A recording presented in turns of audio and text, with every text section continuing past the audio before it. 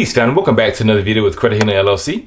Today, we want to answer a question that was posed to us by one of our Credit Healing viewers. And this question is, can I use my credit card number as an account number while I'm disputing? Now, this is a very, very serious question. If one person asks it, then I'm sure that there are many, many other people who have the same question. And the answer to that question is absolutely not. Never use your credit card number as the account number when you're disputing anything, because once you give the credit bureaus or you send out your dispute letters, or if you want to go about disputing it in any other way, then basically now your information is out. So the account number is going to be provided to you by the creditor once you open the account.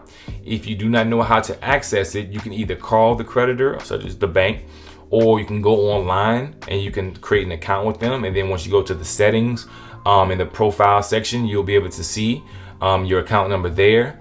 And so also, if you check your mail, because if you're being billed every month, then you check your mail, then they always provide the account number via letter mail to let you know what your account number is.